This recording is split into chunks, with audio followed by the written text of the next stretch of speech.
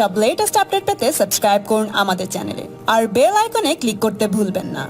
এবং সিআইডিকে যে রাজনৈতিকভাবে ব্যবহার করার চেষ্টা হচ্ছে, কয়লা, গরু এইসব জায়গা থেকে এসএসসি থেকে দৃষ্টি ঘোরানোর জন্য, শিক্ষক কর্মী নিয়োগের দুর্নীতি থেকে ঘোরানোর জন্য, এইটা ফেল করবে কিছুদিনের মধ্যে, সেটা আমার দৃঢ় বিশ্বাস আছে। এবং সেটা বিচার ব্যবস্থা আইনি লড়াইয়ের মধ্য দিয়ে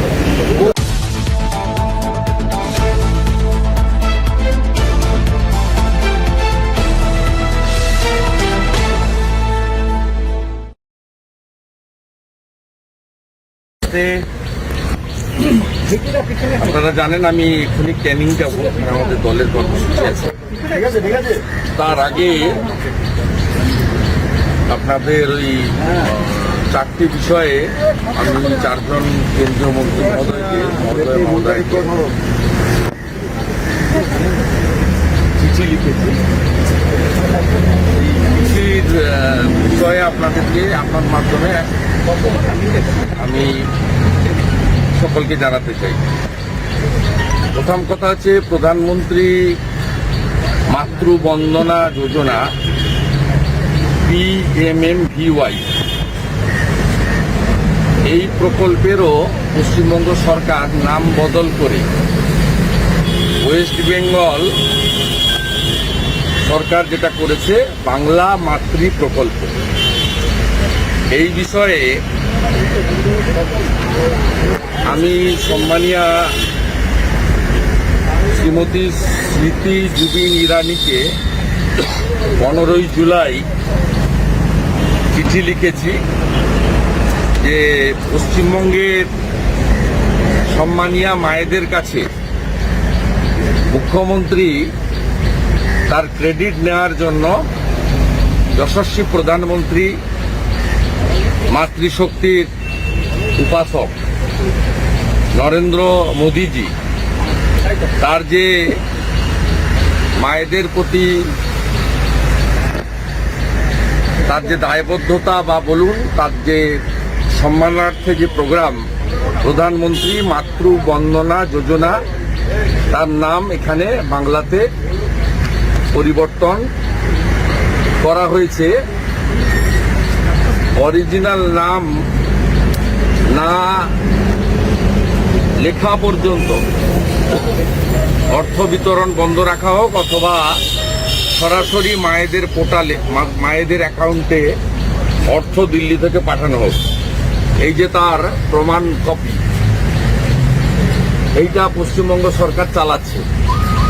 দেখুন, লিখেছে বাংলা মাতৃ প্রকল্প, যেন তৃণমূলের প্রকল্প, মমতা ব্যানার্জির প্রকল্প।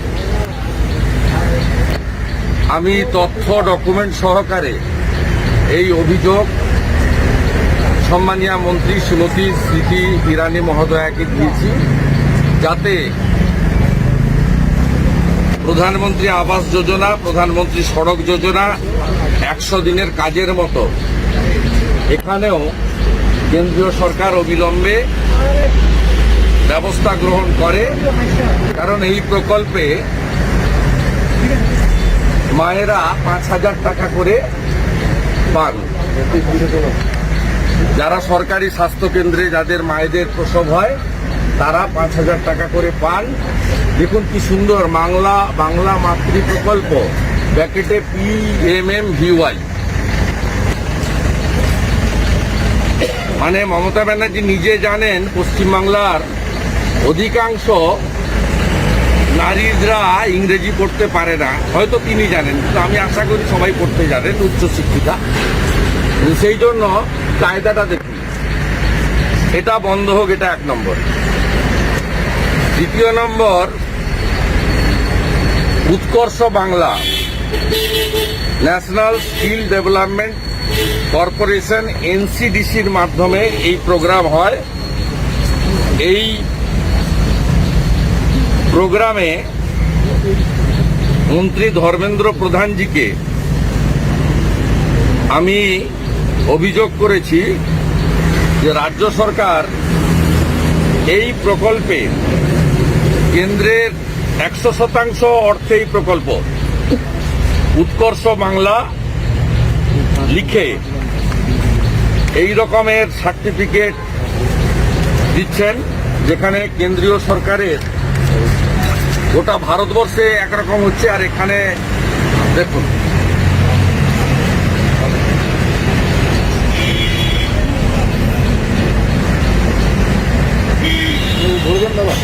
স্টিকার দিদিমণি, স্টিকার পিসিমণি পশ্চিমবাংলায় কি করছে শুধু এগুলো দেখুন। এগুলো পশ্চিমবাংলার লোককে জাগ্রত করার জন্য আপনাদের বলছি, এবং সাথে সাথে কেন্দ্রীয় মন্ত্রী ধর্মেন্দ্র প্রধানকে তথ্য, নথি, প্রমাণ সহ সমস্ত তথ্য আমি পাঠিয়েছি, যাতে তিনি ব্যবস্থা গ্রহণ করেন।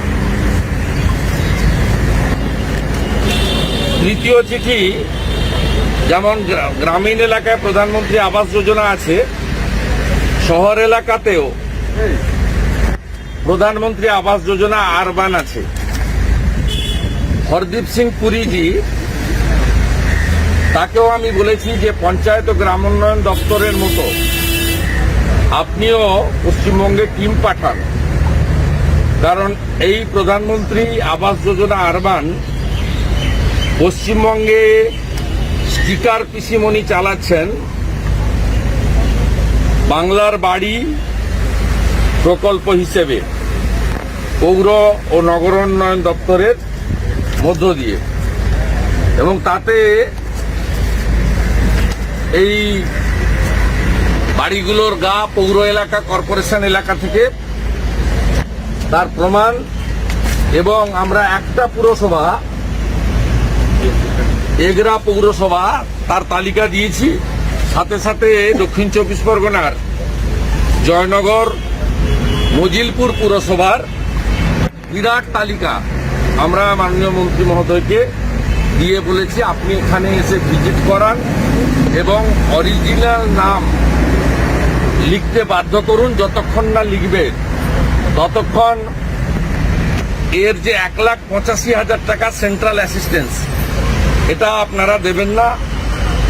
100 দিনের কাজ এবং প্রধানমন্ত্রী আবাস যোজনার মতো, গ্রামীণের মতো এটাও আটকে রাখা হোক।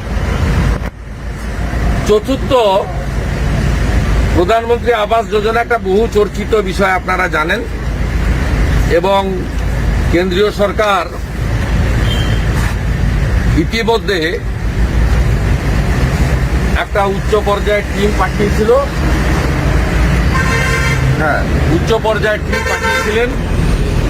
সেই টিম ইতিমধ্যে স্টিকার তুলে তুলে দেখে গেছে, জনগণের সঙ্গে কথা বলে গেছে।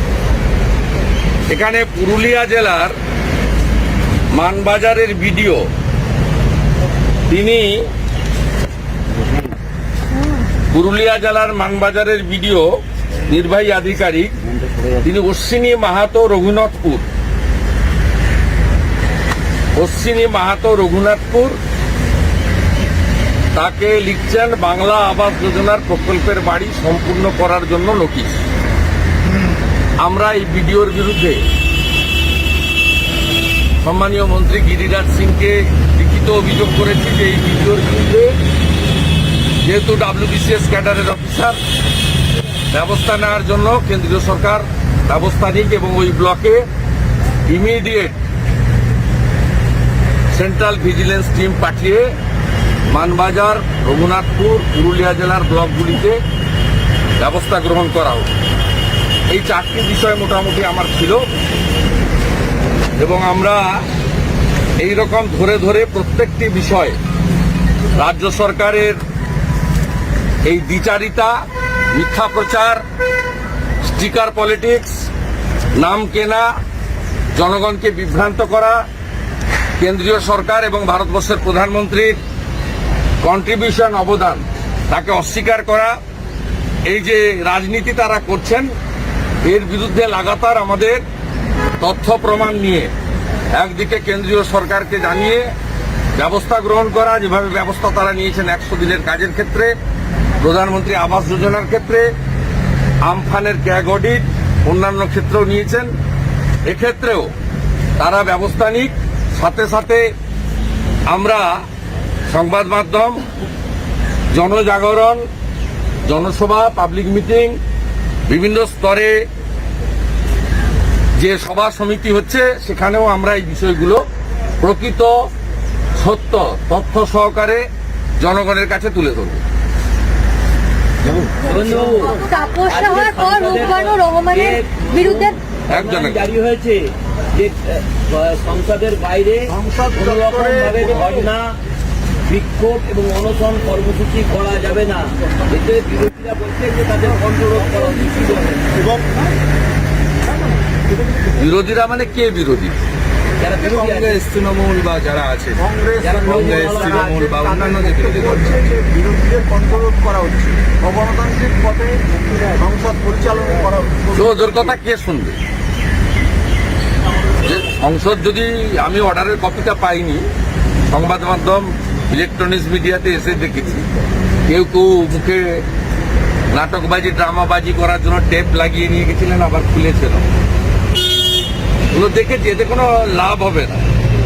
যা করেছেন মাননীয় অধ্যক্ষ ওম বিড়লা মহোদয়, তিনি একজন পরীক্ষিত সাংসদ, সংবিধানের রক্ষক। তিনি যা করেছেন একজন প্রাক্তন সাংসদ হিসেবে আমি সমর্থন। সংসদের সচিবালয় কালকে একটা তালিকা প্রকাশ করেছে। এই রাজ্যে তো আপনারা বিরোধী, যদি এই বিধানসভার স্পিকারও এইরকম একটি ফরম্যান জারি করে, এই বিধানসভার পরিচালকরা সব অস্ত্র প্রয়োগ করে দিয়েছে। বিধানসভার বিরোধী দলনেতা তাকে বাইরে রেখে সেশন চালানো এবং এমনকি হেয়ার স্ট্রিট থানায় বিধানসভার সচিবকে দিয়ে অধ্যক্ষ বিরোধী দলনেতার নামে এফআইআর করিয়েছেন, যে এফআইআরে কোনো তথ্য প্রমাণ নেই, যে ৩-৪ জনের অভিযোগের মূলে করেছেন। বিধানসভার না আছে রেকর্ডে, না আছে অডিও, না আছে ভিডিও, তার কোনো রেকর্ড নেই। শুধু কয়েকজন দলবদলু, দলছুট, যাদেরকে ভিতরে বিজেপি বলে বাইরে তৃণমূল বলে, সেই লোকগুলোর অ্যাপ্লিকেশন নিয়ে মমতা ব্যানার্জির নির্দেশে হেয়ার স্টিকার। স্বাধীনতার পরে পশ্চিমবঙ্গ বিধানসভায় অনেক ঘটনা ঘটেছে, অনেক প্রতিবাদ ইত্যাদি ইত্যাদি অনেক ঘটেছে। মমতা ব্যানার্জি নিজে দাঁড়িয়ে থেকে ভেঙেছেন 2006, তছনছ করে দিয়েছেন। আমিও মেলেছিলাম, আমি সে ঘটনার সাক্ষী। সেদিন স্পিকার হাসিম আব্দুল হালিম আমাদের প্রত্যেকের বেতন থেকে 21,000 টাকা করে কেটে নিয়েছিলেন 30 জন তৃণমূল এমএলএর কাছ থেকে ফার্নিচার সারানোর জন্য।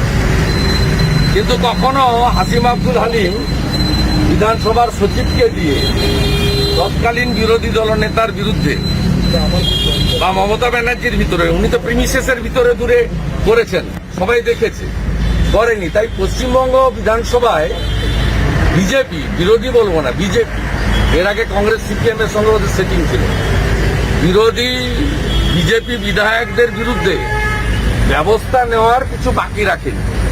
আমাদের সাসপেন্ডেড বিধায়ক 6 জন 4 মাস ভাতা পাননি, চাইতেও জানি। তো সেই একই কারণে আমিও 4 মাস আমার যে মন্ত্রীর সমতুল্য ভাতা বেতন আমি নিই। অতএব এখানে পশ্চিমবঙ্গের সব অস্ত্র প্রয়োগ হয়ে গেছে, বাকি একটাই অস্ত্র আছে, খুন করা। গায়ে হাত দেওয়া হয়ে গেছে, নরহরি মাহাতো থেকে সুশীল বর্মন থেকে তাপসী মণ্ডল থেকে গায়ে হাত পর্যন্ত কমপ্লিট। আর আমাকে তো চড় মারতে এসেছিল তপন চ্যাটার্জি পূর্বস্থলী, সকলে দেখেছে। আবার রাজারহাটের তাপস চ্যাটার্জি তাকে টেনে সরিয়ে নিয়েছে, এটাও সবাই দেখেছে। তাপস সাহার পর রূপবানুর রহমানের বিরুদ্ধে চাকরি দেওয়ার নাম করে টাকা আত্মসাতের অভিযোগ উঠেছে এবং অভিষেক বন্দ্যোপাধ্যায়ের কাছে এই নিয়ে তারা নালিশ জানিয়েছেন। যার কাছে নালিশ জানিয়েছে তিনিই তো কয়লায় গরুতে টাকা তোলেন, তিনি এখন মদ থেকে টাকা তোলেন আর ডিয়ার লটারি, মার্টিন লটারি থেকে টাকা তোলেন। পশ্চিমবাংলার সবচেয়ে বড় সর্বনাশ হচ্ছে মদ আর Martin dear lottery. State lottery বন্ধ করে এমন কোন জায়গা রাজ্যের পাবেন না যেখানে একটা ছোট টেবিল নিয়ে বসে ইতিমধ্যে 5-6 জন সুইসাইড করেছে। এই পুরোটা তো টাকা তো ওইখানে যাচ্ছে। ডাকাতের কাছে চোরেরা অভিযোগ করে কি করবে? 21শে জুলাই আসছে, বিধায়কের বাড়িতে আজকে সিডি গেছে, তারা CID গিয়েছে। দেখেছেন, সিআইডি গেছে। যে ঠিক আছে, আইনের আশ্রয় নিয়েছে, দেখা যাবে। প্রথম কথা হচ্ছে কেন্দ্রীয় সরকারের রিক্রুটমেন্ট হয়নি, ওটা কন্ট্রাকচুয়াল রিক্রুটমেন্ট, এবং একটি সুলভ বলে সংস্থা, তারা করেছেন আউটসোর্সিং। এরা জানে না বলে সব হাত পা ছুটছে। আলটিমেটলি আইনের লড়াইতে আমাদের বিধায়কদের সম্মান রক্ষিত হবে এবং সিআইডিকে যে রাজনৈতিকভাবে ব্যবহার করার চেষ্টা হচ্ছে, কয়লা গরু এইসব জায়গা থেকে এসএসসি থেকে দৃষ্টি ঘোরানোর জন্য, শিক্ষক কর্মী নিয়োগের দুর্নীতি থেকে ঘোরানোর জন্য, সেইটা ফেল করবে কিছুদিনের মধ্যে, সেটা আমার দৃঢ় বিশ্বাস আছে এবং সেটা বিচার ব্যবস্থা আইনি লড়াইয়ের মধ্য দিয়ে হবে। কোভিড বাড়ছে, 21শে জুলাইয়ের মতো এরকম একটা বিরাট রাজনৈতিক সমাবেশ, তৃণমূল নেতারা বলছেন আপনারা টাকা দিয়ে লোক আনেন, ওদেরকে এসব নিয়ে ভাবতে হবে। না, আমি এগুলো নিয়ে মন্তব্য করবো না। ওদের কিভাবে লোক আসে, কেন আসে সবাই জানে। আপনি আনেন অতএব আপনি আনেন টাকা দিয়ে লোক। ও তো ওসব বলার দরকার নেই। ওগুলো ওদের তো অনেক কথা বলতে বলুন, প্রমাণ দিয়ে বলতে বলুন। সুন্দরবনের একাধিক এলাকায় কালকে একটা ঘটনা ঘটেছে, অভিষেক বন্দ্যোপাধ্যায় বলছেন যে যদি দরজা খুলে দিই তাহলে বিরোধী দলের তকমাটাও চলে যাবে, এবং এই রাষ্ট্রপতিদের ক্রস ভোটিং এর আপনারা যে তথ্য তুলছেন, বলছেন যে বিরোধীদের থেকে অনেকগুলো ভোট তৃণমূলের খাতে আসবে, কি বলবেন এটা? না, আমি কিছু বলবো না। এটা ওর প্র্যাকটিস, এটা ওর এবং ওর পিসির প্র্যাকটিস। সেই জন্য বিধানসভায় এদের বলতে হয় বিজেপির এমএলএ বলে। ও বলুক না, উনি যাদের যাদের নিয়েছেন সাংসদ বিধায়ক, তাদেরকে বলুক না যে এরা তৃণমূলের বিধায়ক। ওইটা বলতে বলুন না, যদি ক্ষমতা থাকে। যাদেরকে জয়েন করিয়েছেন তাদেরকে আপনাকে বলতে হচ্ছে যে এরা বিজেপির বিধায়ক। অর্থাৎ নিজেদের সেলফ কনফিডেন্স নেই, সাহস নেই, এইসব কথাবার্তা বলে লাভ কি আছে? বেশ কয়েকজন গুরুত্বপূর্ণ নেতাকে আপনাদের দায়িত্ব দিয়েছে, ধর্মেন্দ্রকে দায়িত্ব দিয়েছে আপনাদের। এটা রুটিন এক্সারসাইজ গোটা ভারতবর্ষ জুড়েই হচ্ছে। বিজেপি ন্যাশনাল পার্টি, আমরাও যারা ন্যাশনাল এক্সিকিউটিভ কমিটির মেম্বার ছিলাম বাংলা থেকে, আমাদেরও তেলেঙ্গানার একটা করে অ্যাসেম্বলিতে প্রবাস করতে হয়েছে, দুদিনের প্রবাস করতে হয়েছে। এটা একটা রুটিন এক্সারসাইজ। বিজেপি ছোট পার্টি নয়, আঞ্চলিক পার্টি নয়, প্রাইভেট ব্যক্তিগত পরিবারের পার্টি নয়।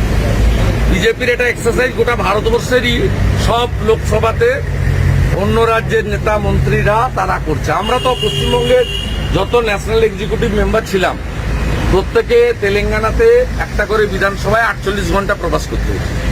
এটা রুটিন ওয়ার্ক পার্টি। এটা নিয়ে আপনাদের নিজের এটা আলাদা করে হইচই করার কিছু নেই। আর লোকসভা ভোট অনেক দেরি আছে। আর লোকসভা ভোটে তো নরেন্দ্র মোদীজিকে দেখেই লোক ভোট দিবে। গতবারে 303 একাই বিজেপি পেয়েছিল, এবারে 400 সিট পাবে, সে সবাই জানে। দ্রৌপদী মুর্মুজিকে সমর্থন করার হিড়িক দেখে প্রমাণিত হচ্ছে যে ভারতবর্ষে ভারতীয় জনতা পার্টির বিকল্প কোনো শক্তি নেই এবং ভবিষ্যতেও থাকবে না। একটা ভোট দেবেন শিশিরবাবুকে জিজ্ঞেস করুন, শিশিরবাবুকে বাতে থাকা শিশিরবাবু, দীপেন্দ্রবাবু। আপনি শিশিরবাবুকে জিজ্ঞেস করুন, উনি তো ম্যাচিওর লোক, অনেক দিনের না, আমি কেন বলছি? আমি স্বতন্ত্র, আপনি কেন আমাকে বলতে? আমি কেন বলছি?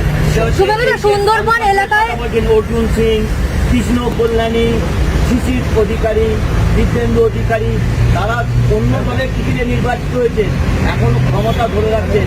আমি বলিনি, আপনি এসব বলবেন না। মিস্টার রিপাবলিকের যে ভদ্রলোক আমাকে প্রশ্ন করেছিলেন, সেটা তৃণমূলের যে প্রাইভেট লিমিটেড কোম্পানির যে ম্যানেজিং ডাইরেক্টর আছে, যাকে কয়লা ভাইপো বলা হয়, তিনি একটা কথা বলেছেন, তাকে আমি পাল্টা দিচ্ছি যে আপনি যাদের নিয়েছেন বা ভবিষ্যতেও নেবেন, আপনার পরিকল্পনায় আছে, তাদের তৃণমূল বলে বলুন। কেন আপনাদেরকে বলতে হচ্ছে যে এরা বিজেপি? কেন বলতে হচ্ছে? অতএব এইটাই আমার ওনার প্রশ্নের, এটা রিপাবলিকের ভদ্রলোকের প্রশ্নের উত্তর ছিল। অর্থাৎ আমি এগুলো বলিনি, আমার কাজ নেই, কম্ম নেই। আর এরা আমাদের কাউন্টে নেই। তৃণমূল কংগ্রেসকে ন্যাশনাল বিজেপি কাউন্টই করে। সুন্দরবনের একাধিক এলাকা জলমগ্ন ভরাকোটালের ফলে সুন্দরবন উন্নয়নের যে মন্ত্রী, তিনি বলেছেন যে ঠিকাদার সংস্থাকে কাজ দেওয়া হয়েছিল সঠিকভাবে কাজ করেনি। মন্ত্রী নিজে এই কথা বলছেন এবং আগামীকালে বর্ষায় প্রবল বর্ষণের ফলে আরো তো ক্ষতি হতে পারে। কিভাবে? গত 2 বছর কোনো কাজ হচ্ছে না। পশ্চিমবঙ্গ সরকারের টাকা নেই, কোনো কাজ হচ্ছে না। আর যেটুকু কাজ হচ্ছে, সাগর পঞ্চায়েত সমিতির প্যাডে আপনি দেখেছেন কারা কাজ ভাগ করে দিচ্ছে। কোনো অনলাইন অফলাইনে টেন্ডার হয় না এবং বর্ষার সময় ফেলা হয়। কাকদ্বীপ জোনে বঙ্কিম হাজরা এবং মন্টুরাম পাখিরা কাজ ভাগ করেন।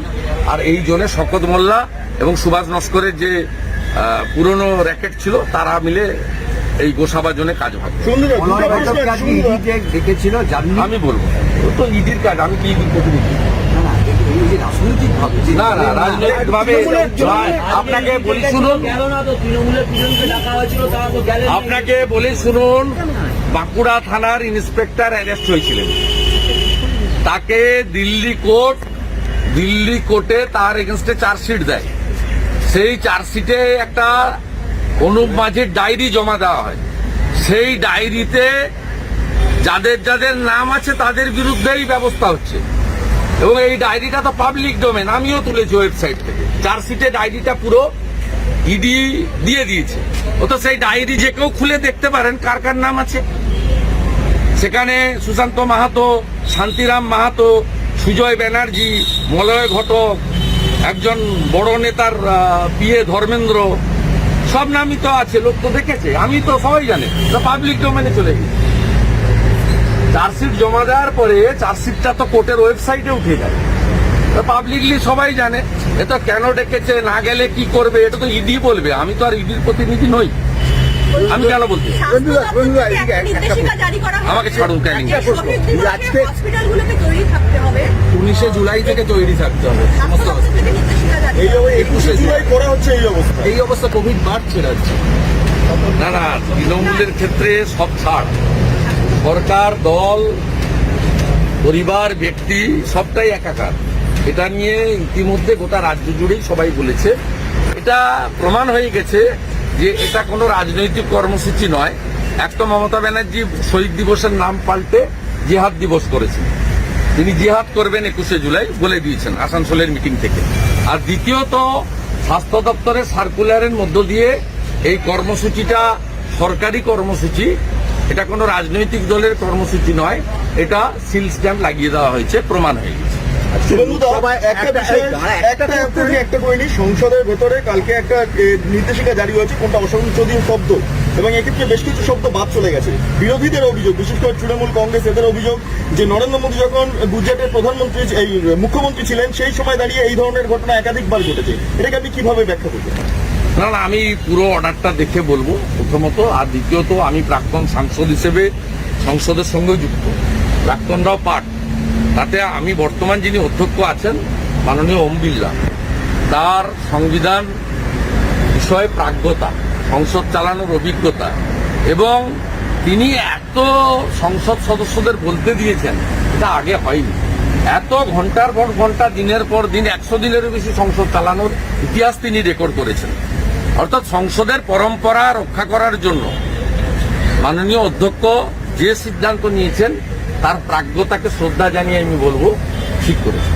আজকে লোকসভা স্পিকার ওম বিড়লা একটি কনফারেন্স করছেন, অল ইন্ডিয়া কনফারেন্স। সমস্ত অধ্যক্ষরা, বিধানসভার অধ্যক্ষরা সেখানে গিয়েছেন। আমাদের রাজ্য বিধানসভার অধ্যক্ষ সেখানে অনুপস্থিত। যতটুকু শোনা যাচ্ছে, আজকের আলোচনায় মূল একটা চর্চার বিষয় হচ্ছে অ্যান্টি ডিফেকশন সংক্রান্ত বিষয়। একটা ঐক্যমত্য তৈরি করার যে চেষ্টা ওম বিড়লা করছিলেন, সেই বিষয়ে আলোচনা আছে। কি বলবেন? কেন জাননি অধ্যক্ষ বলতে পারবেন, আমি উত্তর দিতে পারবো না, এক নম্বর। আর দ্বিতীয় হচ্ছে, তৃণমূল কংগ্রেসের পরিচালিত বিধানসভা 2011 সাল থেকে অদ্যাবধি 59 জনের অ্যান্টি ডিফেকশনের নিষ্পত্তি করেননি, কোর্ট বলা সত্ত্বেও করেননি। অতএব যে বিষয়ে আলোচনা হচ্ছে সেখানে গেলে হয়তো তৃণমূল কংগ্রেসের অসুবিধা হয়ে যাবে, তাই জানি। একটা লাস্ট প্রশ্ন, সেটা হচ্ছে অভিষেক বন্দ্যোপাধ্যায় বলেছেন যে এক্ষেত্রে তৃণমূলকে দমানো যাচ্ছে না, তাই ইডি এবং সিবিআই লেলিয়ে দেওয়া হচ্ছে। কিন্তু সারদা কর্তা বিরোধী দলনেতার নাম বারে বারে মুখে আনছেন, কিন্তু তার বিরুদ্ধে কোনো ব্যবস্থা নেওয়া হচ্ছে না নির্দিষ্ট উদ্দেশ্য প্রণোদিত। প্রথম কথা বলি, যিনি বহু দুর্নীতির সঙ্গে অভিযুক্ত, যার সহধর্মিনী থাইল্যান্ডে টাকা পাচার করেছে প্রমাণিত, সোনা পাচার হয়েছে কলকাতা এয়ারপোর্টে, জ্ঞানবন্ত সিং কমিশনার ছিলেন, গ্রিন করিডোর করে 7 ব্যাগ সোনা বের করে দিয়েছেন, এগুলো এত অভিযোগ, তার কথার কি উত্তর তো? আর দ্বিতীয়ত, আপনি মনে হয় জানেন না, ওই ছোড়াকে বলবেন যে কাস্টডিতে থাকা কোনো লোক, সুপ্রিম কোর্টের অন্তত 10টি রুলিং আছে, কাস্টডিতে থাকা কোনো লোকের স্টেটমেন্ট লিগালি বৈধ নয়। এটা সুপ্রিম কোর্টের একাধিক রুলিং আছে। আর শুভেন্দু অধিকারী এটা নিয়ে বারবার বলবে না। তো আজকে আপনারা বলছেন যখন আমি বলি এবং দেখাই, আমি 19 ডিসেম্বর জয়েন করেছিলাম ভারতীয় জনতা পার্টিতে। আপনারা জানেন ঠিক তার আগে একটা চিঠি প্রকাশ করা হয়েছিল, সেখানে আমার নাম ছিল, সম্মানীয় বিমান বসুর নাম ছিল, সম্মানীয় অধীর রঞ্জন চৌধুরীর নাম ছিল, সম্মানীয় সুজন চক্রবর্তীর নাম ছিল এবং মুকুল রায়ের নাম ছিল, কিন্তু তার বিষয়টা সঠিকভাবে উল্লেখ করতে পারছিলেন না তখন, ইত্যাদি ছিল। এইটা হওয়ার পরে 9/12/2020 শুভেন্দু অধিকারী নিজেই ডাইরেক্টর সিবিআই কে দিয়েছিল চিঠি। 9/12 আমি নিজেই দিয়েছিলাম সিবিআই কে চিঠি। এই যে দেখুন, 9/12/2020। আমার দম আছে, মমতা ব্যানার্জিকে হারানো লোক আমি, ওই ছোড়া জানে না।